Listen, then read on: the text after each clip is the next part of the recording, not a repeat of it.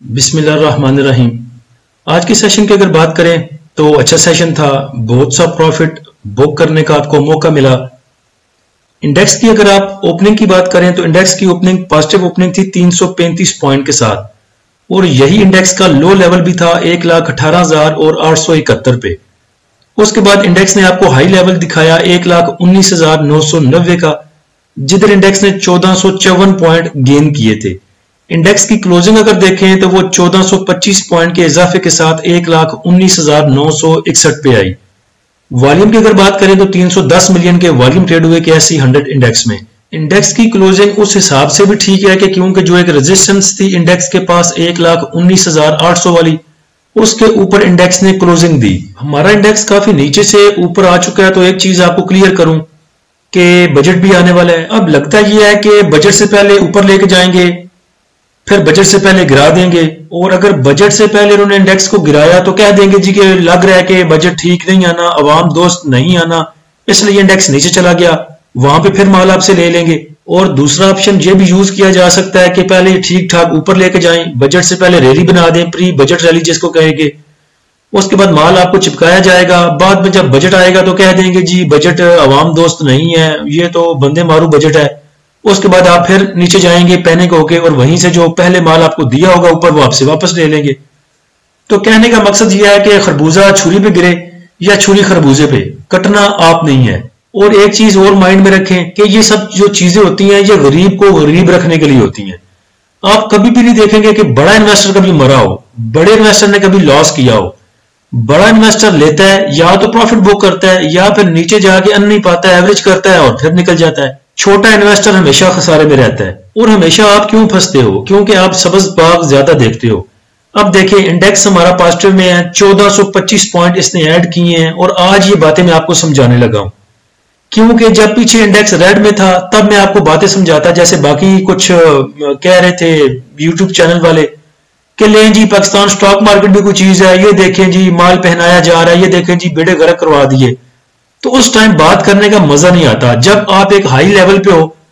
वो एक पंजाबी की कहावत है कि मेला भरया छड़ना चाहिए, कि मेले को आप उस टाइम छोड़ के जाएं जब वो भरा हुआ हो, लोग खचाखच भरे हों, सब चीजें लगी हों, और आप मेला छोड़ के जाएं तो मजा फिर आता है। वो जो लकी रानी सर्विस वाले होते हैं वो भी अपने तंबू शंबू पुट रहे हों और आप भी मेला तब छोड़ें तो तब क्या मजा। अब चूंकि इंडेक्स ग्रीन है, और ऐसा भी नहीं है कि हम प्रॉफिट बुक नहीं कर रहे, ये भी हो सकता है ना आप ये सोच रहे हो कि इंडेक्स ग्रीन है, इनके अपने टारगेट हिट नहीं हो रहे, फिर ये ऐसी बातें कर रहे हैं। तो मैं अभी आपको बता देता हूं कि आज हमारे कितने टारगेट हिट हुए, मैं आपको बताता हूं बाद में। लेकिन कहने का मकसद ये है कि इस जगह पे आपको समझाने का मकसद ये है कि अब सब चीजें ठीक है, अब वहां से निकलना बनता है आपका मार्केट से। अब कुछ भाई आके पूछते हैं जी कि अब क्या बाय करें, मसा मसा तुसा कैश फ्री कीती है, फिर आपको कोई ना कोई चीज तंग करती है। इंडेक्स के क्लोज होने के पास लास्ट टाइम में किसी का मैसेज आया था, वो बंदा हमारे प्रीमियम ग्रुप में नहीं था, वैसे ही ओपन किसी का मैसेज आया व्हाट्सएप पे कि कोई ऐसा स्टॉक बताएं जो अब मैं बाय कर लूं और सुबह प्रॉफिट में निकल जाऊं। तो ये उस भाई का मैसेज था जिसने पूछा था कि कौन सा स्टॉक लें मार्केट बंद होने से पहले जो कल ऊपर ओपन हो। तो मैंने कहा कि मुझे कोई आइडिया नहीं है ऐसा, और ग्लैम्बलिंग हम नहीं करवाते। तो ये चीज पहले भी आपको कितनी दफा बोल चुका हूं कि हम जुआ नहीं करवाते कि ये ऊपर जा रहा है पकड़ लो, ये नीचे जा रहा है बेच दो। ऐसे करने का फायदा किसको होता है? बड़े इन्वेस्टर को, या जो आपसे माल लेता है, या जो आपको माल चिपकाता है। हमने तब बाइंग की थी जब हमारा इंडेक्स बड़े आराम से नीचे जा रहा था, 1,04,000 पे, 1,02,000 पे, 3 पे, 7 पे। तो हमने पहले 3-3-4 लेवल दिए हुए थे बाय करने के। ये हमारे ATRL के सिग्नल थे, और जब ये हमने दिए थे और नीचे डिप पे गया था तो कुछ लोग दान निकालते थे कि हे देखें जी अभी कुछ लोग स्टॉक बाय कर रहे हैं 595 में, और उसको नीचे एवरेज कर रहे हैं 560 पे, हे। तो ये मेरी वीडियो निकाल के देख ले। मैंने कहा था कि इंशाल्लाह अगर अल्लाह ने चाहा तो मैं आपको ये दान निकालने वालों को आना मुंह तोड़ूंगा और आपको बताऊंगा कि कैसे ये सिग्नल हिट होते हैं। हमारी 595 पे भी बाइंग हुई, 582 पे भी बाइंग हुई, 570 पे भी हुई, 548 पे भी हुई, उस टाइम जब ये लोग आपको डरा रहे थे। और हमने कहा था, बल्कि मैं आपको कहता था, देसी ट्रेडर की टीम आपको कहती थी आके प्रीमियम ग्रुप में कि आपने डरना नहीं है, इंशाल्लाह जितनी तेजी से नीचे हमारा इंडेक्स जा रहा है उतनी तेजी से ऊपर भी आएगा। तो आज देखें वही दान निकालने वाले जब ब्रेकआउट आज खेल रहे थे और आवाम को कह रहे थे कि बाय कर लो, तब हम सेल कर रहे थे। 615 का पहला हमारा टारगेट था, 632 का दूसरा, 648 और 672 का तीसरा और चौथा। तो हमने 615 से पहले ही ट्रेलिंग स्टॉप जो है वो लगाना शुरू करवा दिया था, तकरीबन 595 पे लगवाया, फिर 600 पे, फिर 605 पे। उसके बाद पहला टारगेट हमारा अचीव हो गया, उसके बाद दूसरा भी हो गया, तो हमें इसमें से अल्हम्दुलिल्लाह अच्छा प्रॉफिट मिल गया। तो अभी ये बताने का सिर्फ आपको ये मकसद है कि आप ये ना समझे कि मैं सिर्फ वैसे ही हवाओं में बातें छोड़ रहा हूँ, आपको वैसे ही समझाई जा रहा हूँ। मेरा खुद दिल टूटा हुआ है, मेरा दिल बड़ा जुड़ा हुआ है। अल्हम्दुलिल्लाह प्रॉफिट भी बड़ा बुक किया हमने, मैंने भी किया, टीम ने भी किया, हमारे प्रीमियम ग्रुप वालों ने भी किया। लेकिन इस टाइम आपको समझा रहा हूं कि ग्रीन मार्केट देख के थोड़ा दूर हो जाएं। बाय करने का टाइम तब होता है जब रेड में चीजें होती हैं, नीचे मिल रही होती हैं, स्टॉक आपको आके खुद बोलते हैं मुझे उठा लो। जब एटीएल आपको बोल रहा था मुझे 540 पे बाय कर लो, क्यों नहीं किया किसी ने बाय? आज वो 632 पे मिल रहा है तो आप सबको लेना है वो। तो जरूरी नहीं है कि हर दफा आपने एक ही खोड से डसे जाना है। पहले आप सांप की खोड से डसे जाते रहे हो, अब जरूरी नहीं है कि वही चीजें रिपीट करो। अब थोड़ा सा चेंज करके इस चीज को देख लें। पहले आप ब्रेकआउट खेलते थे, अब हमारी माने इस जगह पे कैश को रिलीज करवाएं, फिर जब डिप आएगी या करेक्शन आएगी तो वहां पे बाय कर लीजिएगा।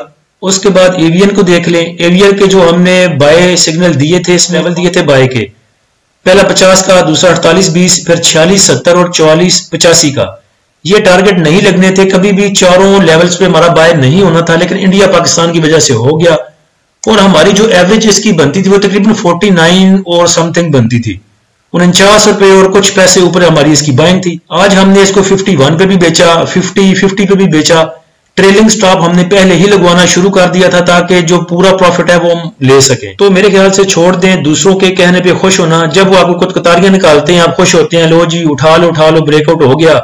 बाद में वो आपको कह देते हैं जी हम 15 दिन के लिए मार्केट से दूर जा रहे हैं, फिर आप वैसे ही खखड़ी की तरह मुंह लेके देखते रहते हैं कि अब हमने किसके पीछे चलना है। खुद कर सकते हैं तो 100 बिस्मिल्लाह, नहीं कर सकते तो हमारा प्रीमियम ग्रुप ज्वाइन करने के लिए नीचे दिए गए व्हाट्सएप नंबर पे आप रब्ता कर सकते हैं और हम आपको लेवल निकाल के दे देंगे कि ये लें, ये लेवल है बाय के और सेल के।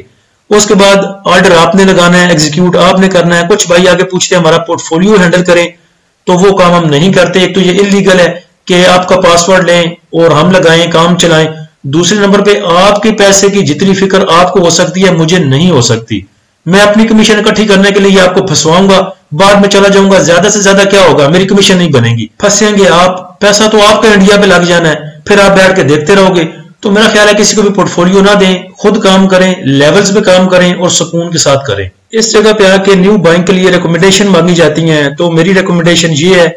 उसके बाद भी अगर कोई रिकमेंडेशन हुई तो वो प्रीमियम ग्रुप में जरूर शेयर की जाएगी। टॉप एक्टिव स्टॉक में देखें तो सबसे ज्यादा जो वॉल्यूम है वो पीआरएल में जनरेट हुए तकरीबन 50 मिलियन के। उसके बाद synergy, KEL, KOSM, PREMA, SSGC, waves, PPL, bank of Punjab और WTL.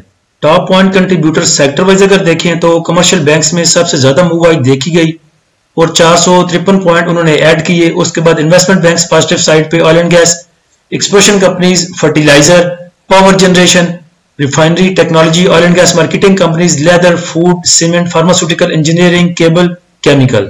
Top point contributor stock wise अगर देखें तो यूबीएल ने सबसे ज्यादा पॉइंट ऐड किए, 262 पॉइंट। उसके बाद पॉजिटिव साइड पे Engro, Hubco, PPL, MEBL, EFERT, ATRL, PSO, PTC, HBL, SR, VI, PSX, MCB, MBP, POL. Negative side पे अगर देखें तो सबसे ज्यादा जो पॉइंट लूज किए वो लक ने किए 62 पॉइंट और उसके बाद दूसरे नंबर पे एनएमएल ने 18 पॉइंट लूज किए।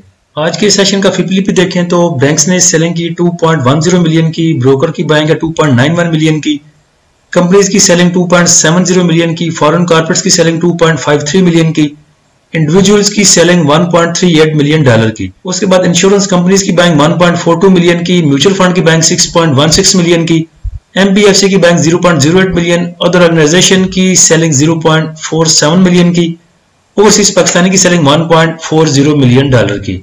इंश्योरेंस कंपनीज की 1 मिलियन की तकरीबन बाइंग है और वो बाइंग उन्होंने की है फर्टिलाइजर सेक्टर में 1.38 मिलियन की और कल भी तकरीबन 6-7 मिलियन की उन्होंने बाइंग की थी फर्टिलाइजर सेक्टर में। तो फर्टिलाइजर सेक्टर आगे चल के ठीक रह सकता है, जब वो फिर ये पहनाएंगे इंडिविजुअल्स को तब हम भी निकल जाएंगे। उसके बाद म्यूचुअल फंड को देखें तो म्यूचुअल फंड ने अक्रॉस द बोर्ड सब में ही जो है वो बाइंग की, ऑल अदर सेक्टर में, उसके बाद कमर्शियल बैंक्स में, डेट मार्केट में, फर्टिलाइजर में 1.67 का उठाया oil and gas explosion companies को और सबसे ज्यादा जो उनकी बाइंग है वो है ऑल अदर सेक्टर में और उसके बाद oil and gas exploration companies में। तो मेरे ख्याल से थोड़ा सा ऊपर लेके जाना चाहते हैं, जाने दे जहां भी लेके जाना चाहते हैं, लेकिन आप ये करें, अगर आपका सेल करने को दिल नहीं करता, ट्रेलिंग स्टॉप लगाएं, कुछ भी करें, लेकिन बाइंग पे मत जाए। जब इंडेक्स में करेक्शन आएगी, आपको पता है कि कोई भी चीज ऊपर जाती है, इंडेक्स हमारा जब भी ऊपर जाता है करेक्शन तो उसमें आती है, स्टॉक में भी आती है, इंडेक्स में भी आती है। तो आपने बाइंग करनी हो तो करेक्शन पे कीजिएगा या डिप पे कीजिएगा। अल्लाह हम सबका हामी नासिर हो। इजाजत दीजिए, अल्लाह हाफिज।